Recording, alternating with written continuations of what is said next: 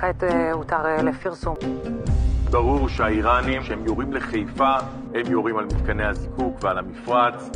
זה האירוע הכי קשה שנתקלתי בו, שריפה מאוד מאוד חזקה. לא יהיה פה סולר לאמבולנסים ולכבאיות ולאוטובוסים ומשאיות שיצטרכו לעמוד. אתה פיתחת את מערכות ההגנה האווירית שאנחנו מתגאים בהן היום, ואתה אומר שאי אפשר להגן על בזן. אי אפשר.